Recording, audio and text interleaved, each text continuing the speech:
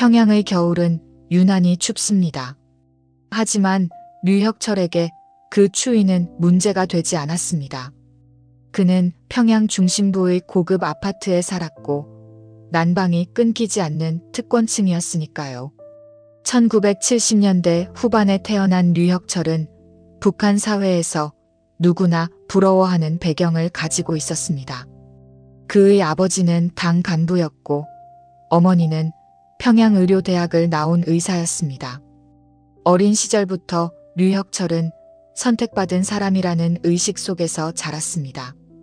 그는 김일성 종합대학 법학부에 입학했습니다. 북한 최고의 엘리트 코스였죠. 대학 시절 그는 항상 성적 상위권을 유지했고 주체사상 학습 토론에서도 두각을 나타냈습니다. 교수들은 그를 미래의 인재라고 칭찬했고 동기들은 그를 부러워했습니다. 류혁철 자신도 자부심이 넘쳤습니다.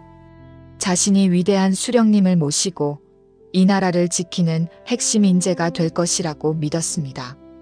졸업 후 그는 국가보위성, 흔히 보위부라고 불리는 곳에 특채되었습니다. 보위부는 북한 체제의 핵심을 지키는 비밀경찰 조직입니다. 반체제 인사를 색출하고 사상적으로 의심스러운 인물들을 감시하며 체제에 위협이 되는 모든 요소를 제거하는 것이 그들의 임무였습니다.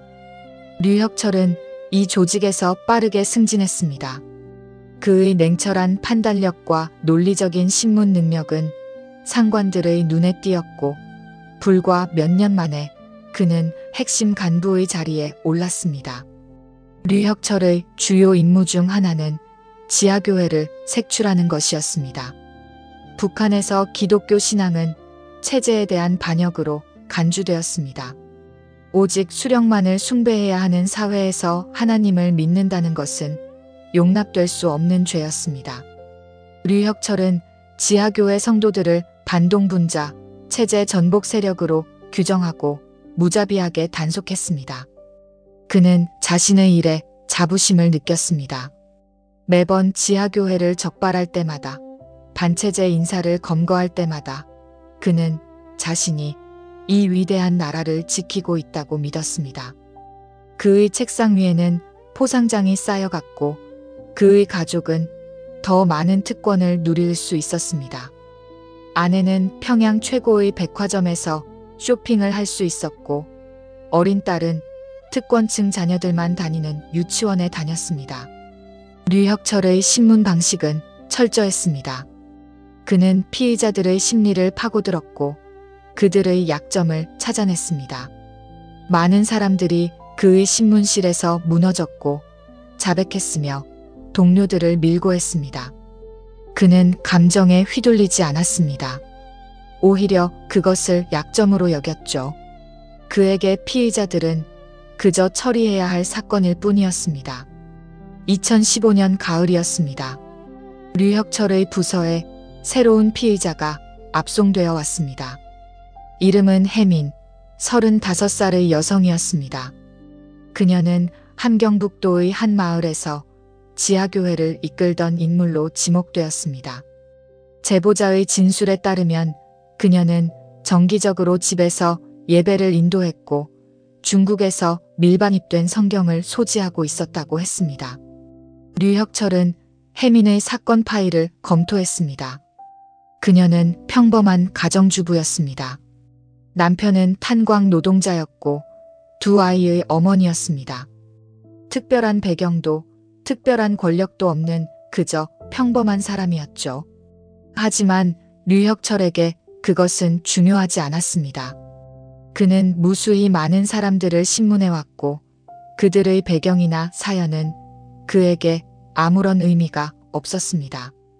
첫 신문이 시작되었습니다. 류혁철은 차갑고 날카로운 목소리로 질문을 던졌습니다. 당신이 불법 종교 집회를 주도했다는 제보가 들어왔소. 인정하시오? 혜민은 고개를 들어 류혁철을 바라보았습니다. 그녀의 눈빛은 놀랍게도 평온했습니다. 두려움이 없었습니다. 그녀는 조용히 대답했습니다. 네, 저는 예수님을 믿습니다. 류혁철은 순간적으로 당황했습니다. 대부분의 피의자들은 처음에는 부인하거나 변명하거나 애원했습니다. 하지만 혜민은 담담하게 자신의 신앙을 고백했습니다. 류혁철은 냉소를 띠며 말했습니다. 당신이 믿는 그 신은 당신을 이곳에서 구해줄 수 있소. 당신의 가족은 어떻게 되겠소? 당신의 아이들은? 혜민의 눈에 눈물이 고였습니다. 하지만 그녀는 여전히 평온한 목소리로 대답했습니다. 하나님께서 모든 것을 아십니다. 저는 그분을 신뢰합니다. 신문은 계속되었습니다. 하루, 이틀, 일주일이 지났습니다. 류혁철은 온갖 신문 기술을 동원했습니다. 협박하고 회유하고 심리적 압박을 가했습니다. 하지만 혜민은 끝까지 자신의 신앙을 부인하지 않았습니다. 더 놀라운 것은 그녀가 보이는 태도였습니다. 그녀는 고통 속에서도 흔들리지 않았습니다.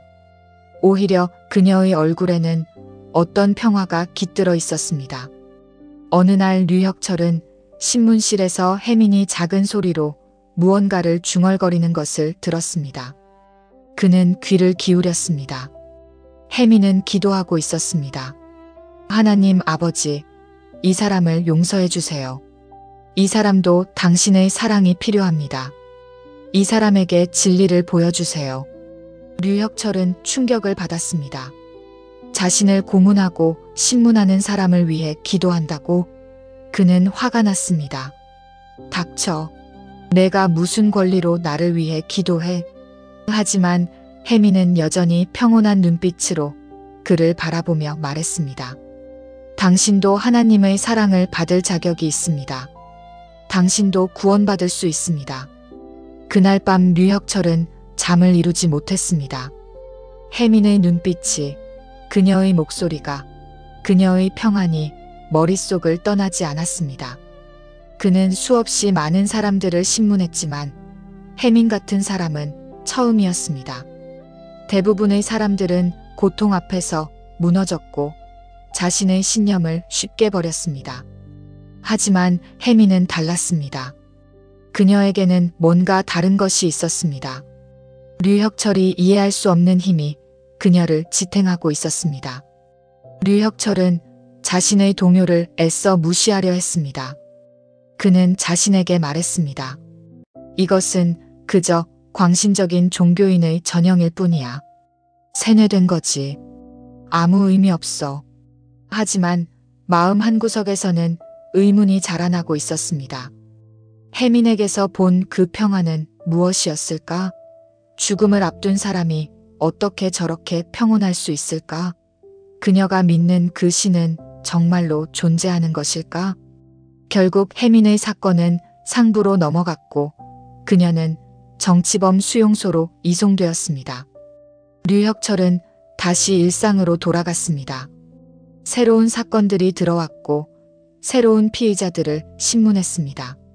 하지만 혜민의 얼굴은 그의 기억 속에서 지워지지 않았습니다. 밤마다 그녀의 기도가 귓가에 맴돌았습니다. 하나님 아버지, 이 사람을 용서해 주세요. 류혁철의 완벽한 삶에 첫 번째 균열이 생긴 것입니다. 그것은 작은 틈이었지만 그 틈으로 의심의 빛이 스며들기 시작했습니다. 그는 여전히 자신의 일을 했고 여전히 체제를 수호했습니다. 하지만 이전처럼 확신에 차 있지는 않았습니다. 마음 깊은 곳에서 질문이 속삭였습니다. 진정한 힘이란 무엇인가? 내가 가진 권력인가? 아니면 혜민이 가진 그 평안인가? 그는 아직 몰랐습니다. 이 작은 균열이 곧 그의 전체 세계를 무너뜨릴 것이라는 것을, 그리고 그 폐허 위에 전혀 새로운 삶이 세워질 것이라는 것을. 하나님은 이미 류혁철의 마음에 역사하기 시작하셨습니다. 박혜자를 증인으로 바꾸시는 놀라운 구원의 드라마가 시작된 것입니다. 혜민과의 만남 이후 몇 달이 지났습니다.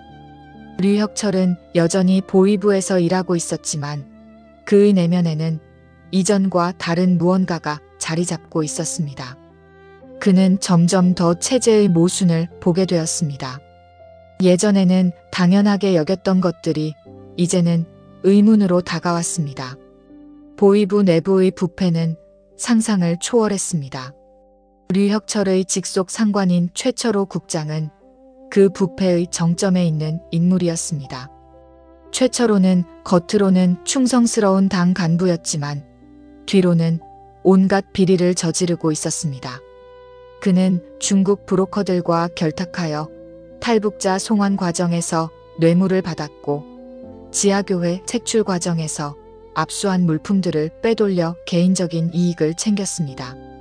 그는 또한 자신의 권력을 이용해 부하 직원들의 가족들을 위협하고 자신에게 충성하지 않는 사람들을 제거했습니다. 류혁철은 오랫동안 최철호를 존경했습니다. 최철호는 류혁철을 발탁하고 키워준 은인이었습니다. 류혁철이 빠르게 승진할 수 있었던 것도 최철호의 지원 덕분이었습니다. 하지만 이제 류혁철은 최철호의 진짜 얼굴을 보기 시작했습니다. 그리고 그것은 그가 생각했던 것보다 훨씬 추악했습니다.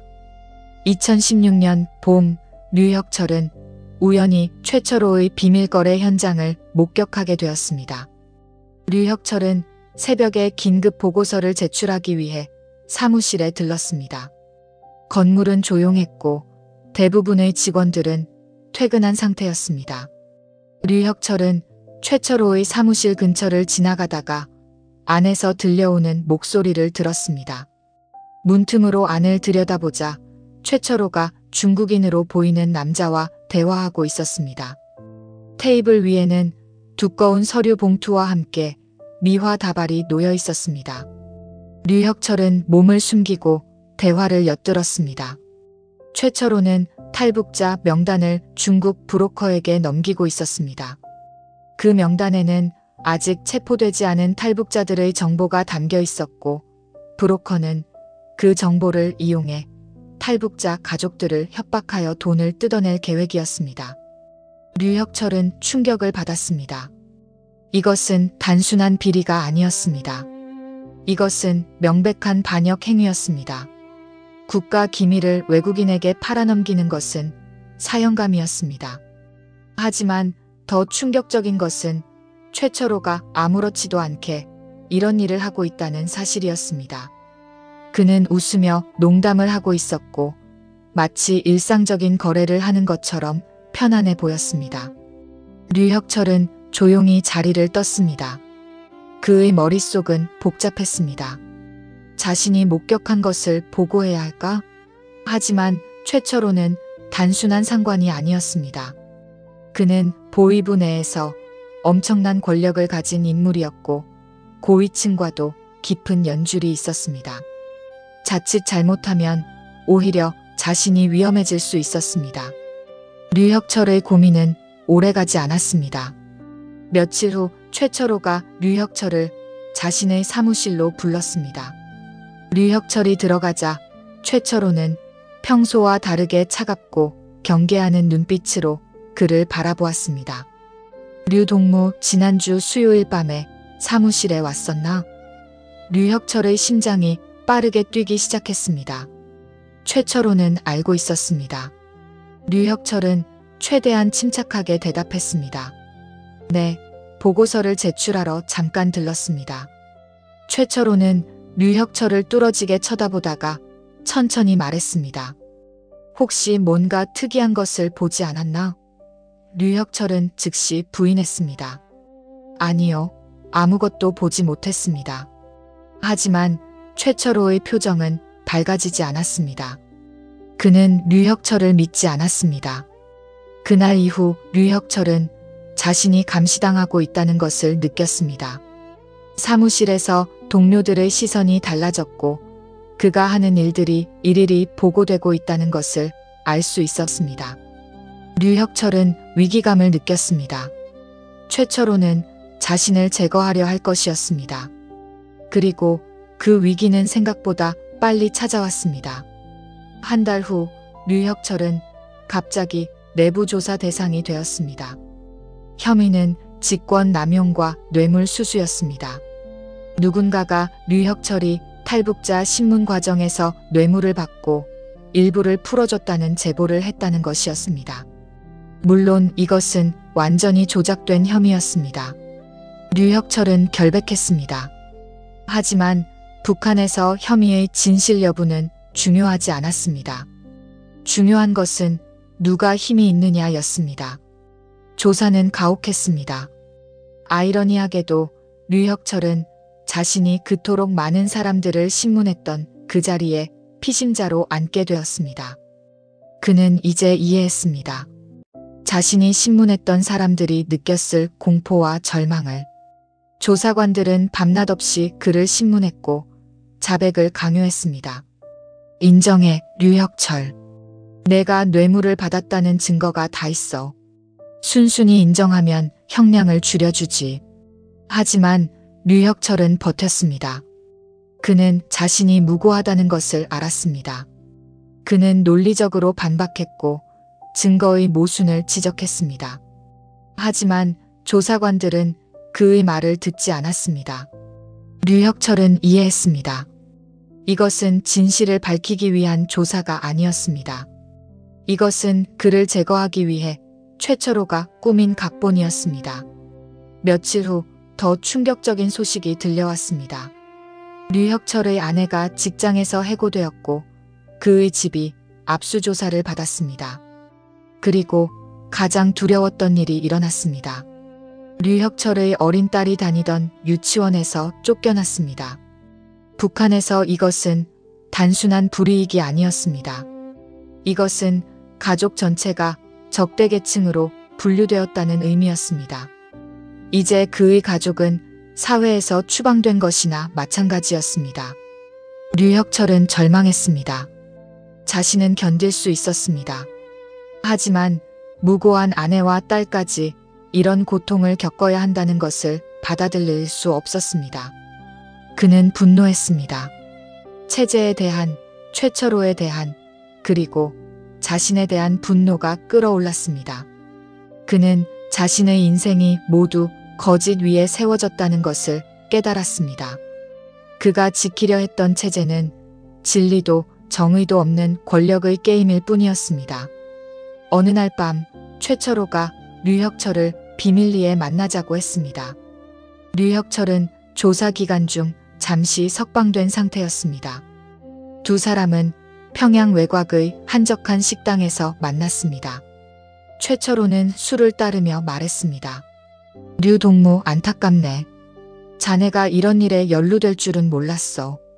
류혁철은 최철호를 똑바로 쳐다보며 말했습니다.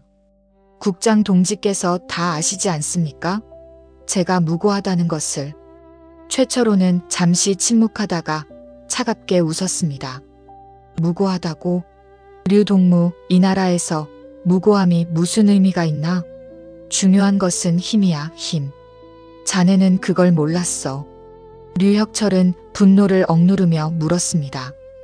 왜 이러십니까? 제가 뭘 잘못했습니까? 최철호는 술잔을 내려놓고 진지한 표정으로 말했습니다. 자네가 봤어. 그날 밤에. 자네는 그걸 보고도 입을 다물 수 있는 사람이 아니야. 조만간 양심에 못 이겨 누군가에게 말할 거고 그럼 나도 끝장이지. 미안하지만 자네를 그냥 둘 수는 없어. 류혁철은 그제야 확실히 깨달았습니다.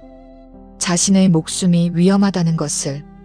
최철호는 자신을 완전히 제거할 계획이었습니다.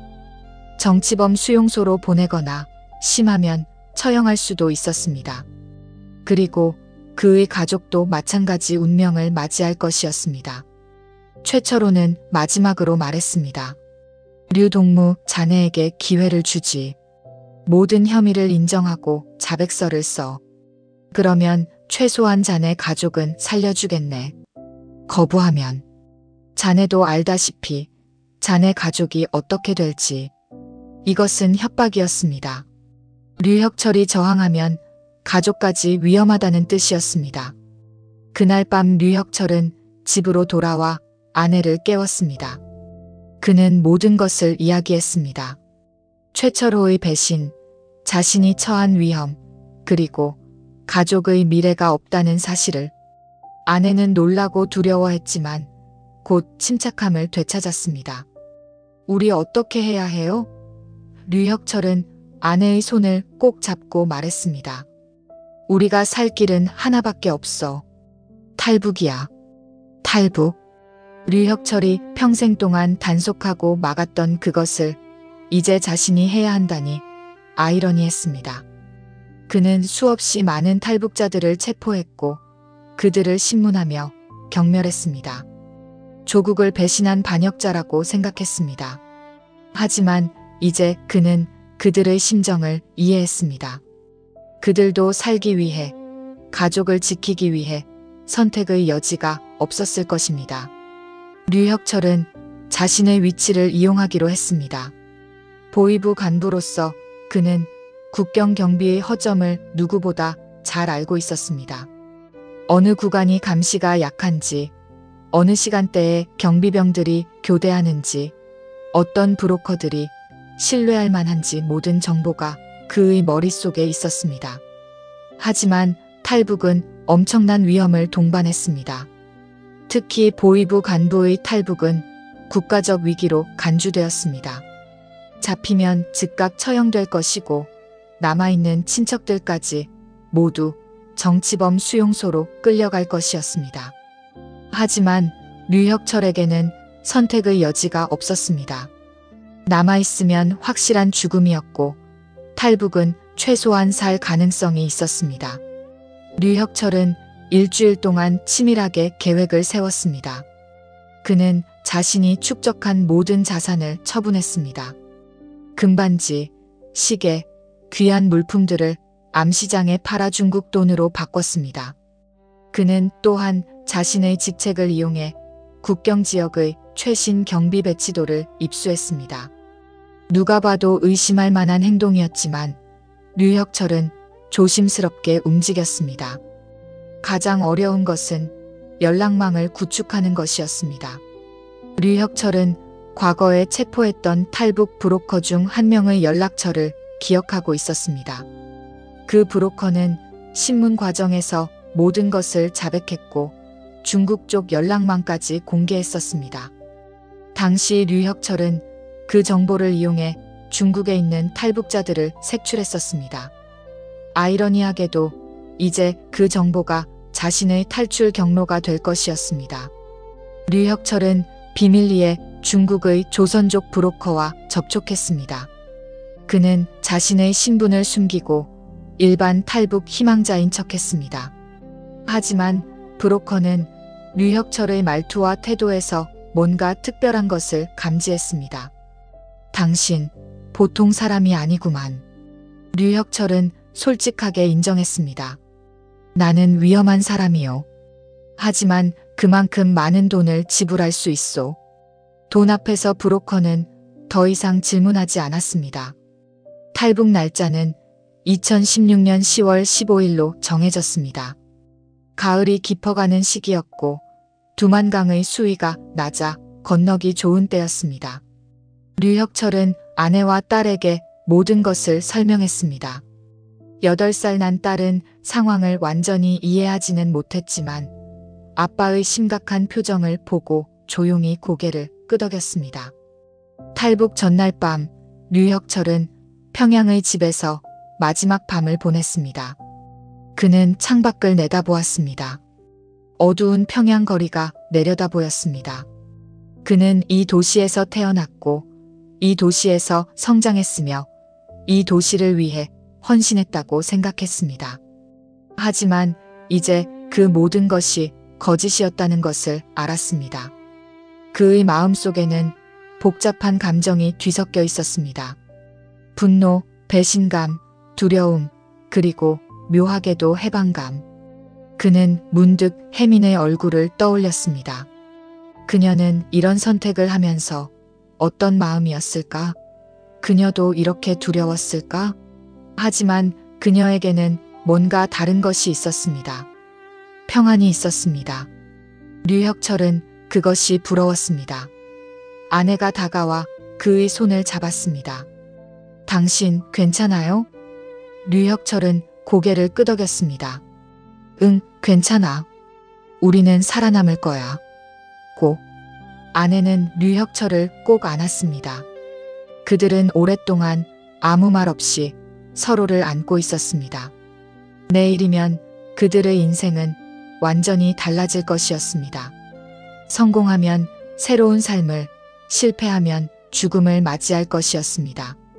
류혁철은 잠들기 전에 이상한 충동을 느꼈습니다. 그는 아내에게 속삭였습니다. 여보, 나 기도하고 싶어. 아내는 놀라서 그를 바라보았습니다.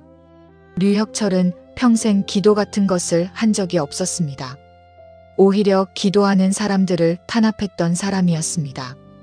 하지만 지금 이 순간 그는 누군가에게 도움을 구하고 싶었습니다. 류혁철은 서툴게 기도했습니다. 하나님, 만약 당신이 정말로 존재한다면 우리를 도와주세요. 우리 가족을 지켜주세요. 저는 많은 죄를 지었습니다. 당신을 믿는 사람들을 괴롭혔습니다. 하지만 제발 제 가족만은, 제 딸만은 살려주세요. 그의 목소리는 떨렸고 눈에서는 눈물이 흘러내렸습니다. 평생 처음으로 그는 자신의 무력함을 인정했습니다. 그리고 자신보다 더 큰 존재에게 도움을 구했습니다. 2016년 10월 15일 새벽 4시 류혁철 가족은 조용히 집을 나섰습니다.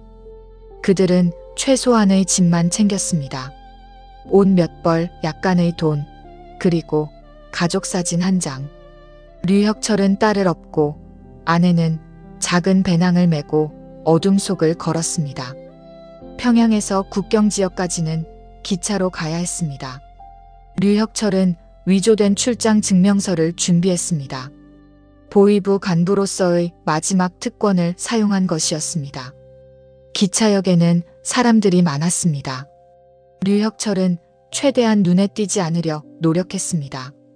하지만 그의 심장은 미친 듯이 뛰고 있었습니다. 검문소를 통과할 때마다 그는 체포될까봐 두려웠습니다. 하지만 다행히도 아무 일 없이 통과했습니다.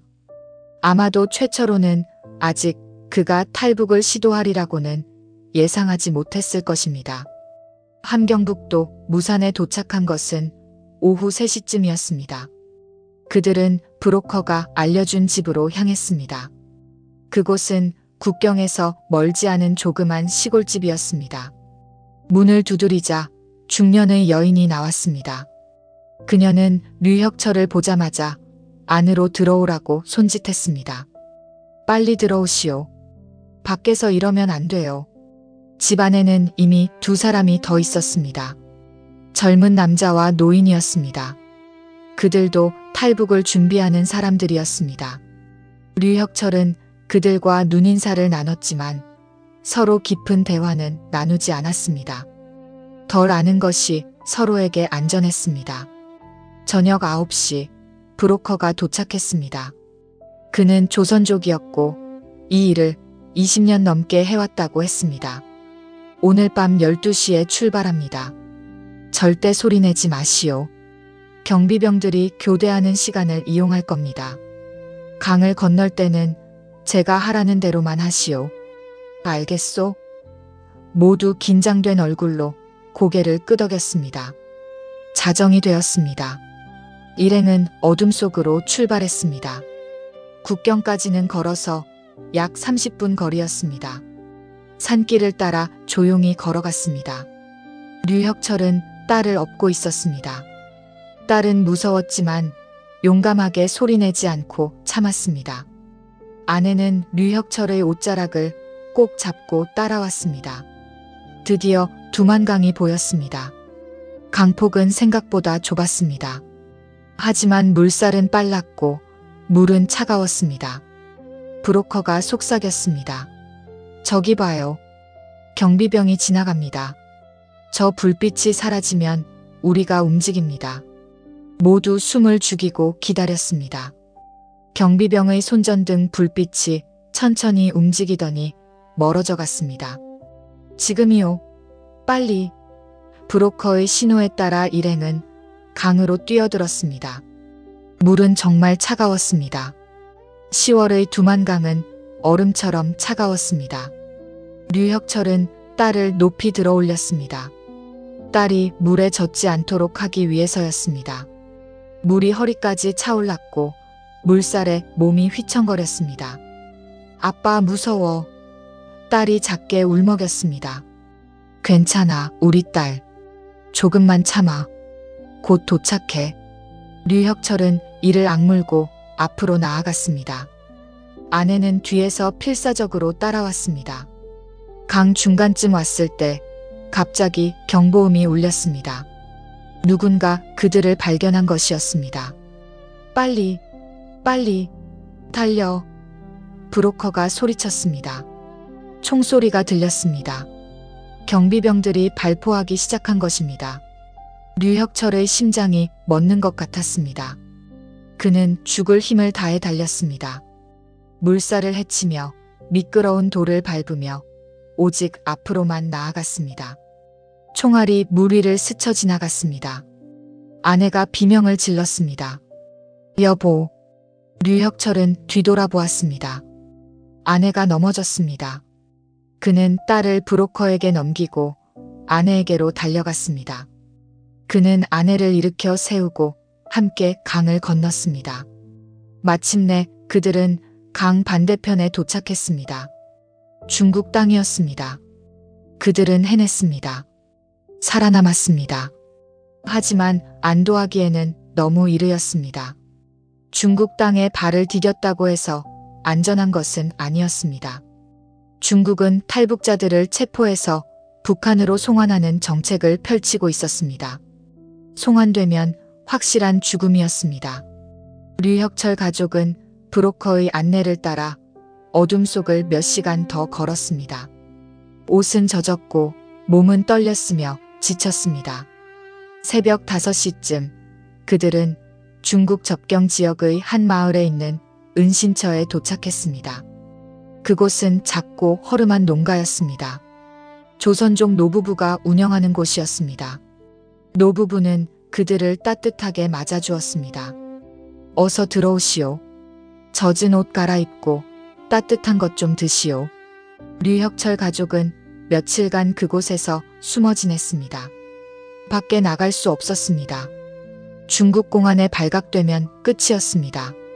좁은 방에서 온 가족이 붙어 지냈습니다. 딸은 많이 놀랐는지 계속 아빠 곁에 붙어 있었습니다.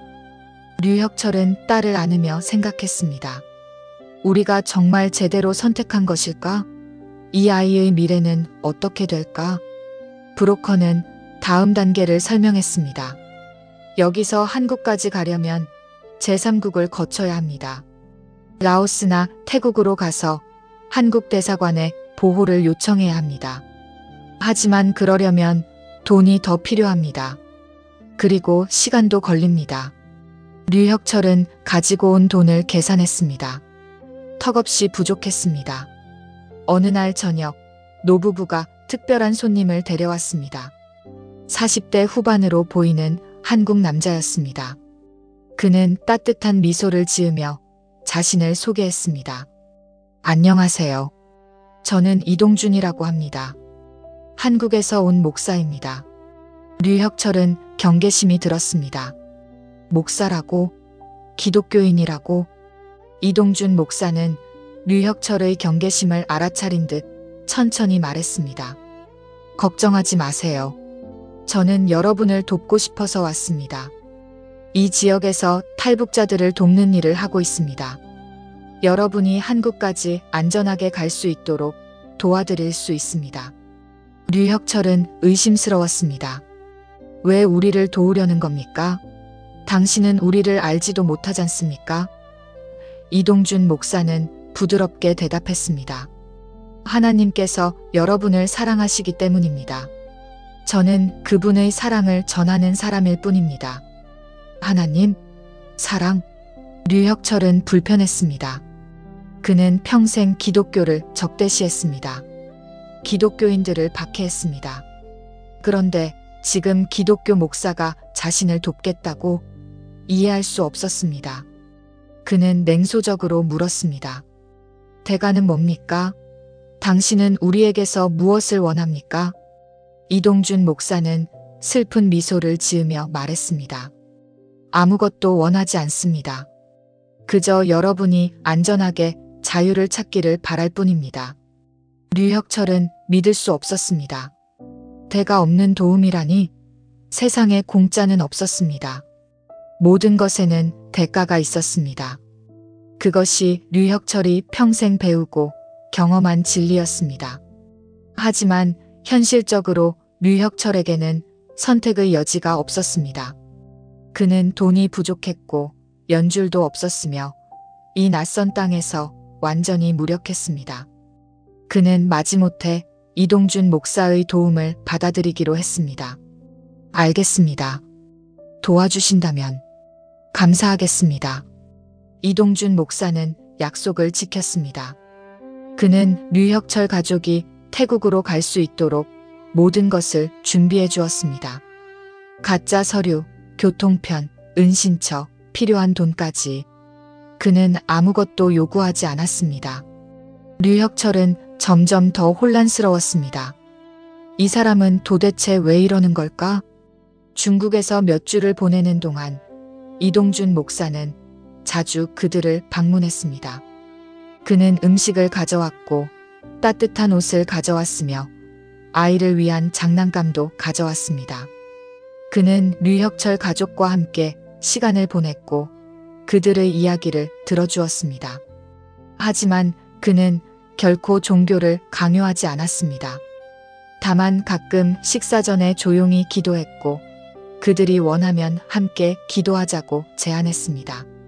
어느 날 저녁 류혁철의 딸이 열이 났습니다.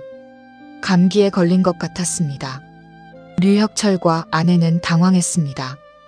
여기서 병원에 갈 수도 없었고 약도 없었습니다. 이동준 목사에게 연락하자 그는 즉시 달려왔습니다. 그는 의사를 데려왔고 약을 가져왔으며 밤새 딸 곁에서 간호했습니다. 그는 딸의 이마에 젖은 수건을 올려주고 미지근한 물을 먹이며 부모를 안심시켰습니다. 류혁철은 그 모습을 보며 깊은 감동을 받았습니다. 이 사람은 진짜였습니다. 그의 사랑은 말뿐이 아니었습니다. 그는 행동으로 보여주었습니다. 한밤중에 아무 대가 없이 남의 아이를 돌보는 이 사람의 모습에서 류혁철은 뭔가 특별한 것을 보았습니다. 그것은 권력도 돈도 이념도 아니었습니다. 그것은 순수한 사랑이었습니다. 새벽에 딸의 열이 내렸습니다. 이동준 목사는 안도의 한숨을 쉬며 미소 지었습니다. 하나님께 감사합니다. 류혁철은 목사를 바라보며 물었습니다. 목사님, 왜 이렇게까지 하십니까? 우리는 목사님에게 아무것도 아닌 사람들인데. 이동준 목사는 류혁철의 눈을 똑바로 바라보며 대답했습니다. 형제님, 하나님께는 아무것도 아닌 사람이란 없습니다. 모든 사람은 하나님의 형상대로 지어졌고 하나님께서 사랑하시는 귀한 존재입니다. 예수님은 우리가 아직 죄인 되었을 때에 우리를 위해 죽으셨습니다. 그것이 진정한 사랑입니다. 저는 그 사랑을 받았기에 그 사랑을 나누는 것뿐입니다. 류혁철은 말문이 막혔습니다. 그의 마음속에서 뭔가가 무너지기 시작했습니다. 그는 평생 권력과 체제를 믿었습니다. 그는 종교를 미신이라고, 약자들의 위안이라고 조롱했습니다. 하지만 지금 그가 보고 있는 것은 미신이 아니었습니다. 그것은 실제로 작동하는 힘이었습니다. 사람을 변화시키고 희생하게 만들고 사랑하게 만드는 힘이었습니다. 한 달 후 류혁철 가족은 태국으로 향했습니다. 이동준 목사가 준비한 경로를 따라 중국을 가로질러 라오스로 그리고 태국으로 들어갔습니다. 여정은 험난했습니다. 버스, 기차, 때로는 걸어서 이동했습니다. 항상 발각될 위험 속에서 살았습니다. 하지만 이동준 목사가 연결해준 기독교인들의 네트워크가 그들을 지켜주었습니다. 각 도시마다 그들을 맞아주고 숨겨주고 다음 목적지로 안내해주는 사람들이 있었습니다. 모두 기독교인들이었습니다. 중국의 조선족 교회, 라오스의 선교사, 태국의 한인교회. 그들은 모두 위험을 무릅쓰고 류혁철 가족을 도왔습니다. 그들은 아무 대가도 요구하지 않았습니다. 다만 하나님의 사랑을 전한다고 했습니다. 류혁철은 이 모든 것이 낯설었습니다. 그는 평생 사람들이 이익을 위해 움직인다고 배웠습니다. 권력, 돈, 지위를 위해 서로를 이용하고 배신한다고 믿었습니다. 하지만 이 사람들은 달랐습니다. 그들은 잃을 것이 많았습니다. 탈북자를 돕다가 발각되면 중국에서는 감옥에 갈 수도 있었습니다. 하지만 그들은 두려워하지 않았습니다. 한 중국 조선족 교회 집사님은 류혁철에게 말했습니다. 형제님, 우리는 두렵지 않습니다. 예수님께서 우리와 함께 하시니까요. 설령 감옥에 가더라도 우리는 주님의 명령에 순종한 것입니다. 주님께서는 줄일 때 먹을 것을 주고 나그네 되었을 때 영접했다고 하신 사람들에게 내게 한 것이라고 하셨습니다. 류혁철은 그 말을 듣고 충격을 받았습니다. 문득 혜민이 생각났습니다. 그녀도 이런 믿음을 가지고 있었던 것입니다. 그녀가 고문 속에서도 평안할 수 있었던 이유, 자신의 박해자를 위해 기도할 수 있었던 이유가 바로 이것이었습니다. 그녀는 자신보다 더 큰 목적을 위해 살았던 것입니다.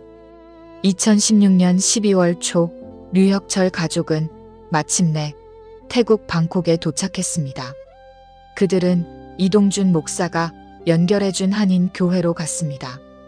교회는 방콕 외곽의 조용한 지역에 있었습니다.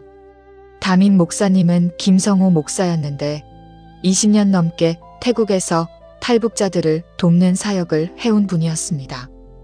김성호 목사는 류혁철 가족을 마치 오래된 가족처럼 따뜻하게 맞아주었습니다. 어서 오세요. 먼 길 오시느라 고생 많으셨어요. 이제 안전합니다. 여기서 쉬시고 한국 대사관과 연락해서 한국으로 갈 수 있도록 도와드리겠습니다. 류혁철은 긴장이 풀리면서 눈물이 났습니다. 정말로 살아남았구나. 정말로 자유에 도달했구나. 교회는 류혁철 가족에게 머물 곳을 제공했습니다. 교회 건물 뒤편에 있는 작은 숙소였는데 깨끗하고 따뜻했습니다. 침대도 있었고 화장실도 있었으며 무엇보다 안전했습니다. 딸은 오랜만에 편안하게 잠들 수 있었습니다. 류혁철은 딸의 평화로운 얼굴을 보며 감사함을 느꼈습니다. 적어도 이 아이는 이제 자유롭게 살 수 있을 것입니다.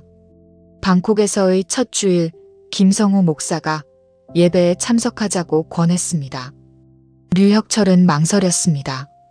그는 평생 예배라는 것을 경험해 본 적이 없었습니다. 오히려 예배를 방해하고 금지시켰던 사람이었습니다. 하지만 그는 목사님의 호의를 거절할 수 없었습니다. 그래서 어색하게 예배에 참석했습니다. 예배당은 크지 않았지만 따뜻했습니다. 한인 교민들과 탈북자들이 함께 모여 있었습니다. 류혁철은 맨 뒷자리에 조용히 앉았습니다. 예배가 시작되고 찬양이 울려 퍼졌습니다. 놀라운 은혜, 얼마나 감미로운지 나 같은 죄인 살리셨네. 류혁철은 그 가사를 듣고 충격을 받았습니다. 나 같은 죄인. 그렇습니다. 그는 죄인이었습니다. 그는 무고한 사람들을 괴롭혔고 신앙인들을 박해했으며 체제의 악에 협력했습니다. 그의 손에는 피가 묻어 있었습니다. 하지만 노래는 계속되었습니다. 전에는 눈 멀었으나 이제는 보네. 김성호 목사의 설교가 시작되었습니다. 그날의 본문은 사도행전 9장 사울의 회심 이야기였습니다. 목사님은 말했습니다. 사울은 기독교인들을 박해하는 자였습니다. 그는 스데반 집사가 돌에 맞아 죽을 때 그 옷을 지키며 기뻐했습니다. 그는 다메섹으로 가서 더 많은 그리스도인들을 잡아가두려 했습니다. 하지만 하나님께서 그를 만나셨습니다. 류혁철은 귀를 기울였습니다. 목사님은 계속했습니다. 다메섹 도상에서 예수님께서 사울에게 나타나셨습니다. 사울아, 사울아, 내가 왜 나를 박해하느냐? 사울은 그 순간 깨달았습니다. 자신이 박해한 사람들이 믿는 예수가 진짜 하나님이시라는 것을, 그리고 자신이 엄청난 죄를 지었다는 것을. 그는 눈이 멀었고 3일 동안 먹지도 마시지도 못했습니다. 자신의 죄로 인한 절망 때문이었습니다. 류혁철의 가슴이 뛰기 시작했습니다. 이것은 마치 자신의 이야기 같았습니다. 그도 박해자였습니다. 그도 신앙인들을 괴롭혔습니다. 목사님의 설교는 계속되었습니다. 하지만 하나님께서는 사울을 버리지 않으셨습니다. 아나니아라는 제자를 보내셨습니다. 아나니아는 두려웠습니다. 사울이 얼마나 많은 성도들을 괴롭혔는지 알고 있었으니까요. 하지만 하나님께서는 말씀하셨습니다. 가라. 이 사람은 내 이름을 전하기 위해 택한 나의 그릇이니라. 류혁철은 눈물이 흘러내리는 것을 느꼈습니다. 목사님은 힘주어 말했습니다.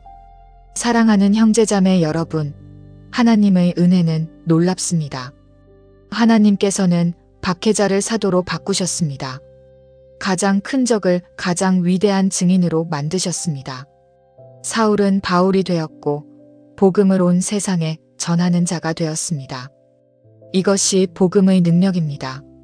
어떤 죄인도 어떤 악인도 하나님의 은혜로 변화될 수 있습니다. 예배가 끝난 후 류혁철은 혼자 남아 있었습니다. 사람들은 모두 나갔고 예배당은 조용했습니다. 그는 자리에 앉아 고개를 숙였습니다. 그의 마음속에서 수많은 생각들이 소용돌이쳤습니다. 혜민의 얼굴, 이동준 목사의 희생, 자신을 도운 수많은 사람들의 사랑, 그리고 사울의 이야기. 나도 변화될 수 있을까? 나 같은 죄인도 용서받을 수 있을까? 류혁철은 자신의 과거를 떠올렸습니다. 신문실에서 고문했던 사람들, 정치범 수용소로 보낸 가족들, 자신의 출세를 위해 희생시킨 무고한 사람들. 그의 죄는 너무 컸습니다. 너무 많았습니다. 어떻게 용서받을 수 있겠습니까? 김성호 목사가 조용히 다가왔습니다. 류 형제님, 괜찮으세요? 류혁철은 눈물로 흐려진 눈으로 목사님을 바라보았습니다. 목사님, 저는 너무 많은 죄를 지었습니다. 저는 사람들을 괴롭혔습니다. 신앙인들을 박해했습니다. 제가 어떻게 용서받을 수 있겠습니까? 김성호 목사는 류혁철 옆에 앉으며 부드럽게 말했습니다. 형제님, 예수님의 십자가를 아십니까? 예수님께서는 우리 죄를 위해 돌아가셨습니다. 모든 죄를 다 지시고 십자가에서 죽으셨습니다. 그리고 부활하셨습니다. 죄와 사망의 권세를 이기셨습니다. 형제님의 죄가 아무리 크다 해도 예수님의 은혜보다 클 수는 없습니다. 류혁철은 흐느꼈습니다. 하지만 목사님, 제가 괴롭힌 사람들은 어떻게 됩니까?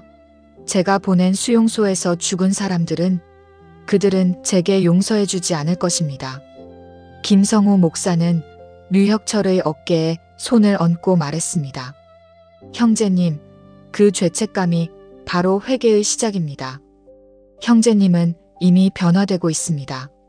과거의 류혁철이라면 이렇게 눈물을 흘리지 않았을 것입니다. 김성호 목사는 계속해서 말했습니다. 형제님, 예수님께 나아오십시오. 그분께 고백하십시오. 그분께서는 형제님을 받아주실 것입니다. 그리고 형제님의 과거를 새로운 증거로 사용하실 것입니다. 형제님처럼 체제의 어둠을 경험한 사람이 복음의 빛을 증거한다면 그것이 얼마나 강력한 메시지가 되겠습니까? 그날 밤 류혁철은 잠을 이룰 수 없었습니다. 그는 창밖을 내다보며 긴 시간 동안 생각했습니다. 자신의 인생, 자신의 죄, 그리고 앞으로의 길. 그는 무릎을 꿇었습니다. 평생 처음으로 진심으로 기도했습니다. 하나님, 저는 죄인입니다. 저는 당신을 믿는 사람들을 괴롭혔습니다. 저는 많은 사람들에게 고통을 주었습니다. 저는 용서받을 자격이 없습니다. 하지만 목사님들이 말씀하신 것처럼 당신의 은혜가 제 죄보다 크다면 제발 저를 용서해 주세요. 저를 받아주세요. 저를 변화시켜 주세요. 류혁철은 오랫동안 울었습니다. 어린아이처럼 울었습니다. 수십 년간 쌓아왔던 딱딱한 껍질이 부서지고 있었습니다. 권력을 믿었던 사람, 체제를 신봉했던 사람, 무자비했던 박해자가 무너지고 있었습니다. 그리고 그 폐허 위에 새로운 사람이 세워지고 있었습니다. 기도하는 동안 류혁철은 이상한 평안을 경험했습니다. 그것은 혜민에게서 보았던 그 평안이었습니다. 아무것도 변한 것이 없었습니다. 그는 여전히 태국의 작은 방에 있었고 앞날은 여전히 불확실했으며 과거의 죄는 여전히 무거웠습니다. 하지만 마음속 깊은 곳에서 평안이 솟아났습니다.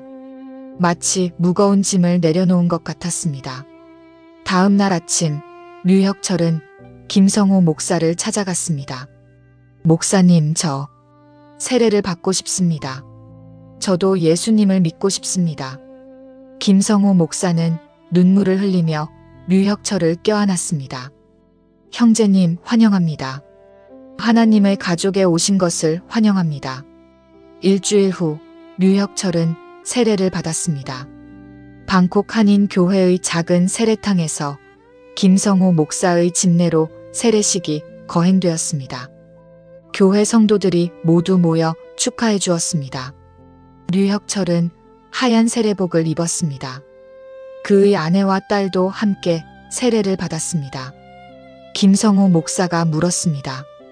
류혁철 형제님, 예수 그리스도를 당신의 구주로 믿으십니까?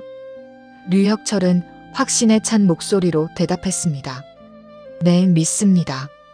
예수 그리스도께서 당신의 죄를 위해 십자가에서 돌아가시고 부활하신 것을 믿으십니까? 네, 믿습니다. 평생 주님을 따라 살기를 결단하십니까? 네, 결단합니다. 목사님이 류혁철을 물속에 담갔습니다. 나는 아버지와 아들과 성령의 이름으로 당신에게 세례를 주노라. 류혁철은 물속에 잠겼습니다. 마치 과거의 모든 것이 씻겨 내려가는 것 같았습니다. 그리고 다시 물 밖으로 나왔습니다. 새로운 사람으로, 새로운 피조물로 다시 태어난 것입니다. 성도들이 박수를 치며 찬양했습니다. 할렐루야! 새 생명이 탄생했습니다. 류혁철은 눈물을 흘리며 미소 지었습니다. 그는 진정으로 자유로웠습니다. 북한의 체제로부터뿐만 아니라 죄로부터, 두려움으로부터, 과거로부터 자유로웠습니다. 그는 이제 하나님의 자녀였습니다. 세례식 후 류혁철은 성도들 앞에서 간단한 간증을 했습니다. 저는 평생 하나님을 부인했습니다. 오히려 하나님을 믿는 사람들을 박해했습니다. 저는 죄인 중의 죄인입니다. 하지만 하나님께서는 저를 포기하지 않으셨습니다. 제가 가장 어두운 곳에 있을 때, 가장 절망적일 때 하나님께서는 사람들을 통해 저에게 다가오셨습니다. 그리고 저를 이곳까지 인도하셨습니다. 류혁철은 목이 메었지만 계속 말했습니다. 저는 아직 많은 것을 모릅니다. 성경도 잘 모르고 신앙생활도 처음입니다. 하지만 한 가지는 확실히 압니다. 예수님께서 저를 사랑하신다는 것, 그리고 저를 용서하셨다는 것입니다.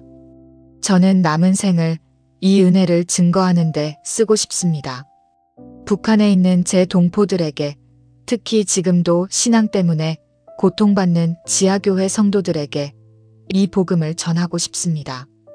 성도들은 아멘으로 화답했습니다. 류혁철은 새로운 삶을 시작했습니다. 박해자에서 증인으로, 체제의 수호자에서 복음의 전도자로 완전히 변화된 것입니다. 2017년 3월 류혁철 가족은 드디어 대한민국 땅을 밟았습니다. 태국 주재 한국 대사관에서 모든 절차를 마치고 비행기를 타고 인천공항에 도착한 것입니다. 류혁철은 감개무량했습니다. 북한에서는 남한을 미제 식민지, 지옥 같은 곳이라고 배웠지만 실제로 온 한국은 자유롭고 풍요로웠습니다. 하지만 한국 생활은 생각만큼 쉽지 않았습니다.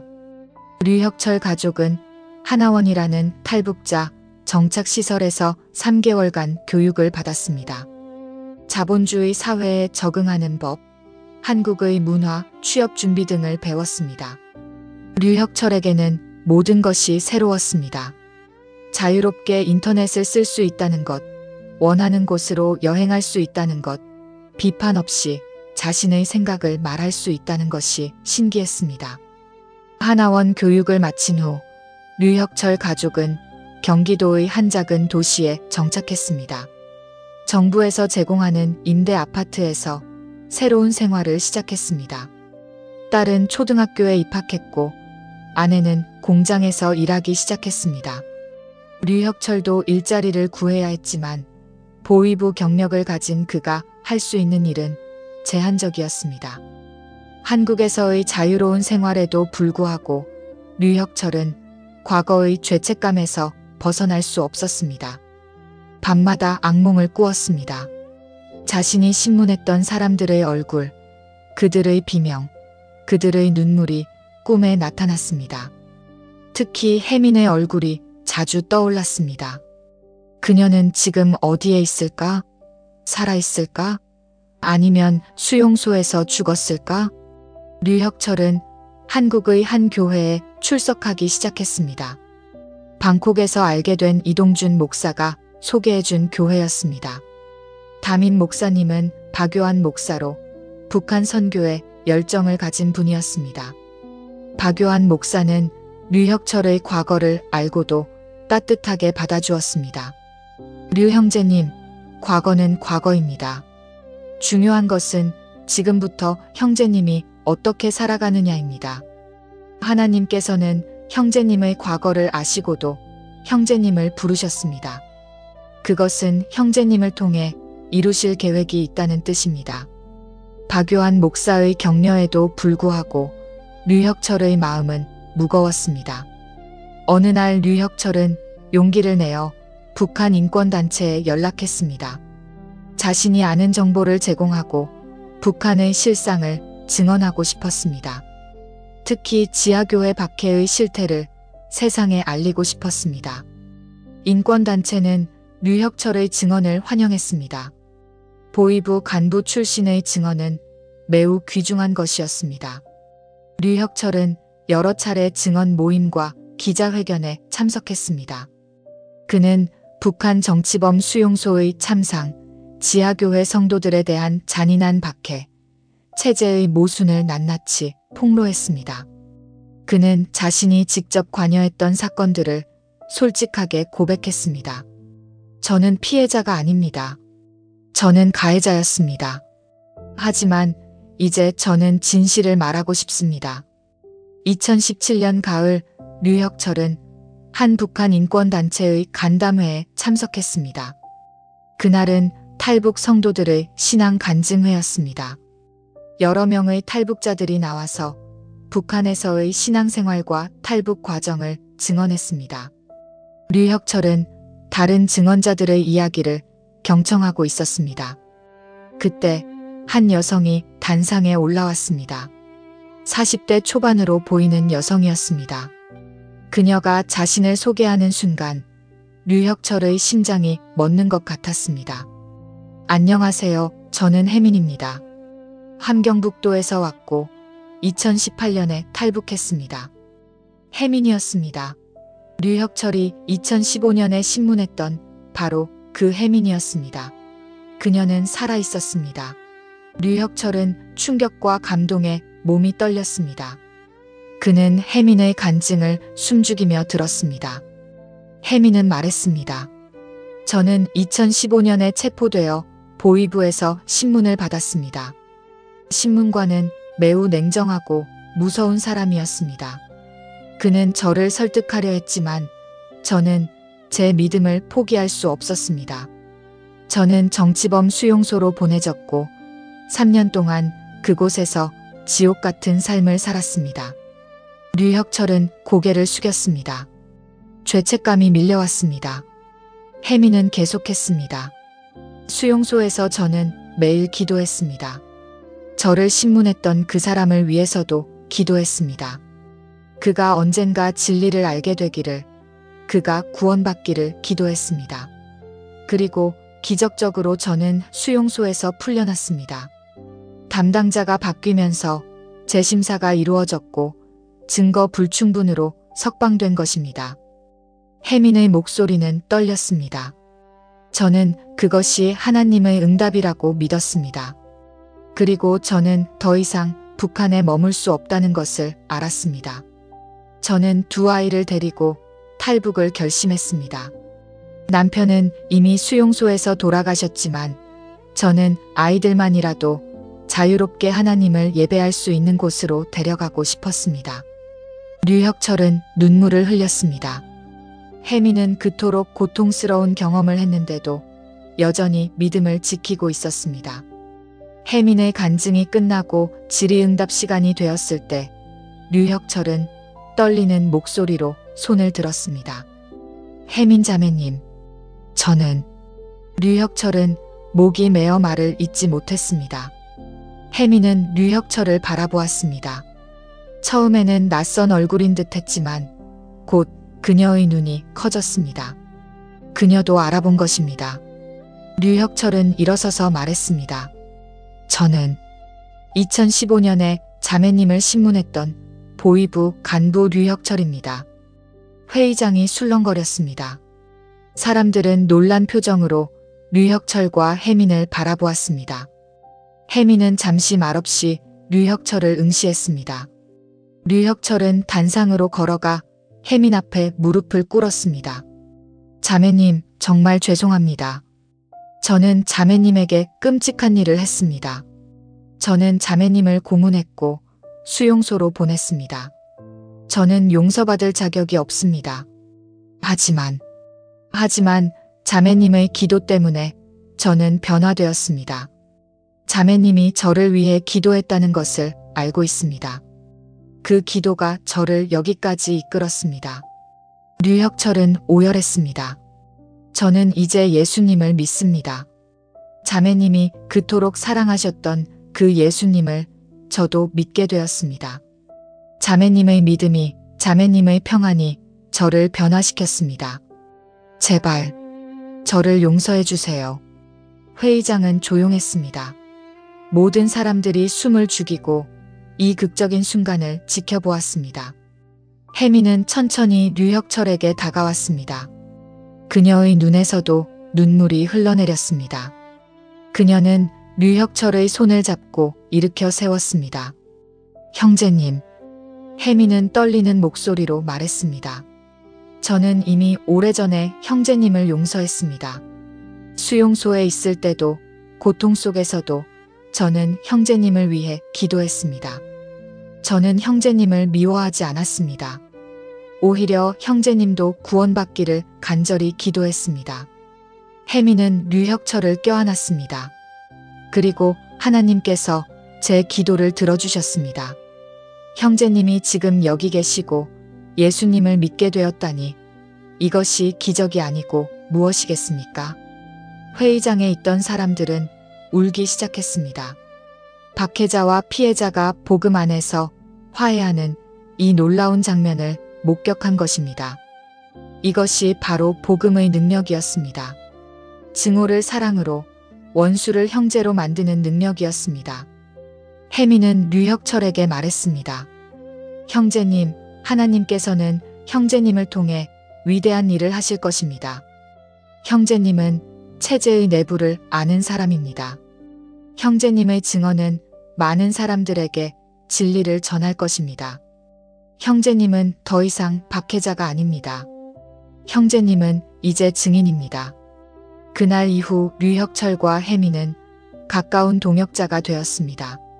그들은 함께 북한 인권운동에 참여했고 지하교회를 위한 기도 모임을 이끌었으며 북한 선교를 위해 헌신했습니다.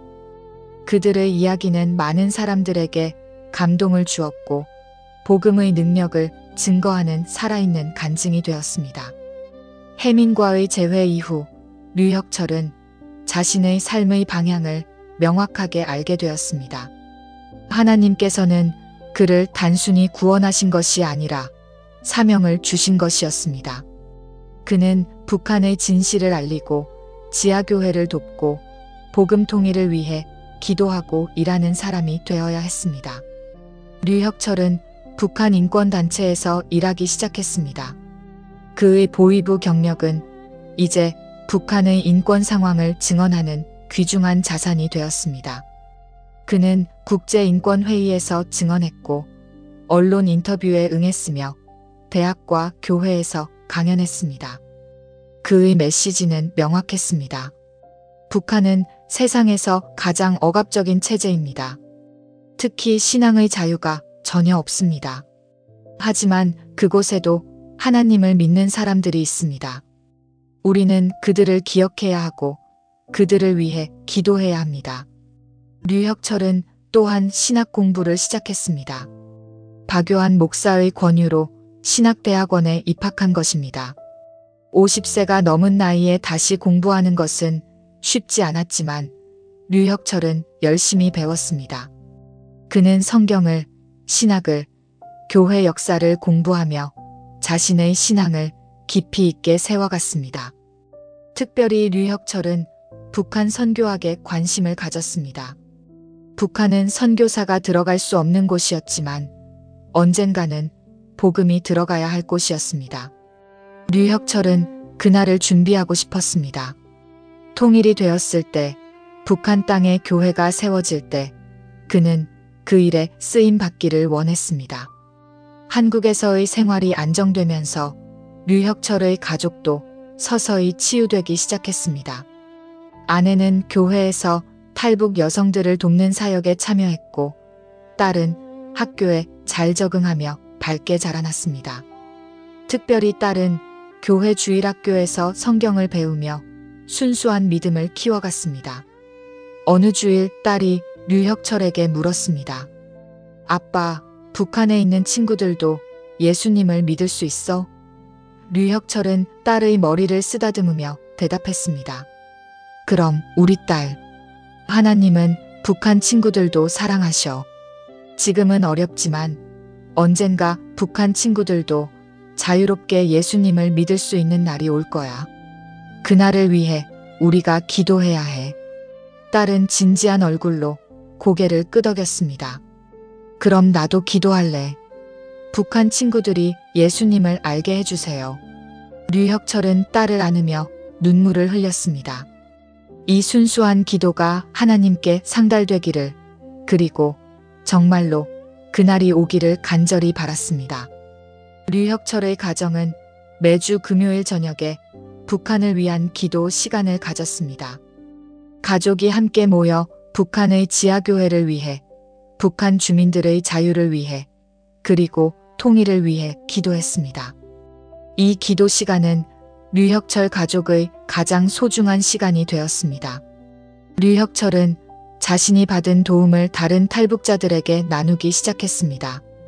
새로 한국에 온 탈북자들이 정착하는 것을 도왔고 그들에게 복음을 전했습니다. 특히 보위부나 군대 출신으로 죄책감에 시달리는 탈북자들에게 류혁철의 간증은 큰 위로가 되었습니다. 한 전직 북한군 장교는 류혁철에게 이렇게 말했습니다. 형님의 이야기를 듣고 저도 희망을 갖게 되었습니다. 저도 많은 죄를 지었습니다. 국경을 넘으려는 사람들을 총으로 쐈습니다. 그 죄책감에 저는 밤마다 악몽을 꿉니다. 하지만 형님처럼 저도 용서받을 수 있다면, 저도 새로 시작할 수 있다면. 류혁철은 그의 어깨에 손을 얹고 말했습니다. 동생, 예수님의 은혜는 어떤 죄보다도 큽니다. 나도 내가 겪는 그 고통을 압니다. 하지만 예수님께 나아오세요. 그분은 당신을 용서하시고 새로운 삶을 주실 것입니다. 그날 이후 그 장교는 교회에 나오기 시작했고 몇 달 후 세례를 받았습니다. 류혁철은 또한 탈북 청소년들을 위한 멘토링 활동도 했습니다. 북한에서 온 청소년들은 한국 사회에 적응하는데 많은 어려움을 겪었습니다.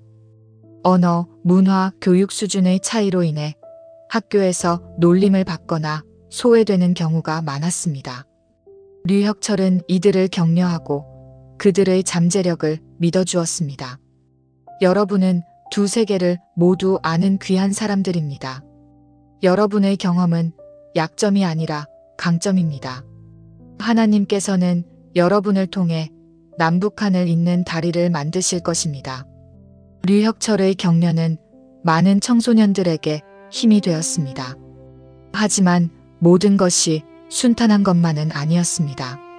류혁철은 여전히 때때로 과거의 트라우마에 시달렸습니다. 악몽을 꾸고 죄책감에 빠지고 우울증에 시달리는 날들이 있었습니다. 그럴 때마다 그는 교회 공동체에 의지했고 기도했으며 성경 말씀을 붙잡았습니다. 박요한 목사는 류혁철에게 상담을 제공했습니다. 형제님, 치유는 하루아침에 이루어지지 않습니다. 그것은 과정입니다. 형제님은 지금 그 과정을 걷고 있습니다. 하나님께서는 형제님을 끝까지 인도하실 것입니다. 목사님의 말은 위로가 되었습니다. 류혁철은 또한 전문 상담을 받기 시작했습니다. 탈북자들의 트라우마를 전문적으로 다루는 기독교 상담센터에서 정기적으로 상담을 받았습니다. 상담을 통해 그는 자신의 감정을 이해하고 과거를 받아들이고 건강한 방식으로 나아가는 법을 배웠습니다. 특별히 류혁철에게 도움이 된 것은 다른 탈북자들과 함께하는 소그룹 모임이었습니다. 비슷한 경험을 한 사람들끼리 모여 서로의 이야기를 나누고 기도하고 격려하는 시간이었습니다. 그 모임에서 류혁철은 자신만 고통받는 것이 아니라는 것을 알았고 함께 치유되어 가는 것을 경험했습니다. 혜민과 류혁철은 긴밀한 동역 관계를 이어갔습니다. 그들은 함께 북한 지하교회 기도회를 조직했습니다. 매달 마지막 금요일 저녁 서울의 한 교회에서 북한의 지하교회를 위한 기도 모임을 가졌습니다. 처음에는 몇십 명으로 시작했지만 시간이 지나면서 수백 명이 모이는 큰 모임이 되었습니다. 기도회에서 류혁철과 혜민은 번갈아가며 북한의 상황을 전했습니다. 류혁철은 체제의 관점에서, 혜민은 지하교회의 관점에서 증언했습니다. 두 사람의 증언은 놀랍도록 상호 보완적이었고 사람들에게 북한의 입체적인 모습을 보여주었습니다. 혜민은 간증할 때마다 류혁철을 소개하며 말했습니다. 이 형제는 과거에 저를 박해했던 사람입니다. 하지만 지금은 제 가장 가까운 동역자입니다. 이것이 바로 예수님의 능력입니다. 예수님은 원수를 친구로, 박해자를 동역자로 만드십니다. 사람들은 매번 그 간증에 감동하고 눈물을 흘렸습니다. 류혁철과 혜민은 또한 함께 북한 선교 전략을 연구했습니다. 그들은 통일 이후를 준비하는 세미나를 열었고 북한 선교사를 훈련하는 프로그램을 개발했습니다. 그들의 목표는 명확했습니다. 통일이 되는 그날, 준비된 일꾼들이 북한 땅에 들어가 복음을 전하고 교회를 세우는 것이었습니다. 류혁철과 혜민의 관계는 많은 사람들에게 영감을 주었습니다. 한 대학생은 그들의 이야기를 듣고 이렇게 말했습니다. 저는 제 친구가 저를 배신한 것을 용서할 수 없었습니다. 하지만 혜민 자매님이 류 형제님을 용서한 것을 보고 깨달았습니다. 제가 겪은 것은 그들이 겪은 것에 비하면 아무것도 아니라는 것을요. 만약 혜민 자매님이 자신을 고문한 사람을 용서할 수 있다면 저도 제 친구를 용서할 수 있습니다. 또 다른 사람은 류혁철에게 편지를 보냈습니다. 형제님의 이야기를 듣고 제 아버지가 생각났습니다. 제 아버지는 독립운동을 하셨는데 일제시대에 친일파에게 고문을 당하셨습니다. 아버지는 평생 그 사람들을 미워하며 사셨고 그 증오가 우리 가족 전체에 영향을 미쳤습니다. 아버지는 결국 증오를 품은 채 돌아가셨습니다. 하지만 형제님과 혜민 자매님의 이야기를 보면서 깨달았습니다. 용서만이 진정한 자유를 준다는 것을요. 류혁철은 이런 반응들을 볼 때마다 하나님께 감사했습니다. 자신의 추악한 과거가 이제 하나님의 영광을 드러내는 도구가 되고 있었습니다. 하나님께서는 정말로 모든 것을 합력하여 선을 이루시는 분이셨습니다. 현재 류혁철은 북한 인권운동과 통일준비사역의 최전선에서 활동하고 있습니다. 그는 북한 자유통일선교회라는 단체의 대표로 섬기고 있으며 국내외에서 북한의 실상을 알리고 지하교회를 위한 기도를 촉구하는 일을 하고 있습니다. 류혁철의 하루는 분주합니다. 아침에는 성경을 읽고 기도하는 것으로 시작합니다. 그는 매일 아침 최소 1시간을 북한을 위한 기도에 할애합니다. 북한의 지도자들을 위해, 북한 주민들을 위해, 특히 지하교회 성도들을 위해 간절히 기도합니다. 오전에는 단체 업무를 봅니다. 탈북자 정착 지원, 북한 인권 증언 준비, 국제인권단체와의 협력 등 해야 할 일이 많습니다. 오후에는 강연이나 인터뷰가 있는 경우가 많습니다.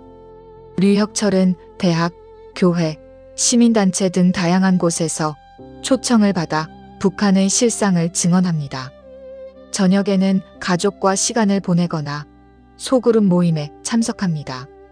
류혁철은 여전히 탈북자들의 멘토 역할을 하고 있으며 새로 온 탈북자들을 돕고 있습니다. 주말에는 교회에서 봉사하고 북한 지하교회 기도회를 인도합니다. 류혁철의 삶은 완전히 변화되었습니다. 과거 그는 권력과 특권을 위해 살았습니다. 자신의 출세와 가족의 안위만을 생각했습니다.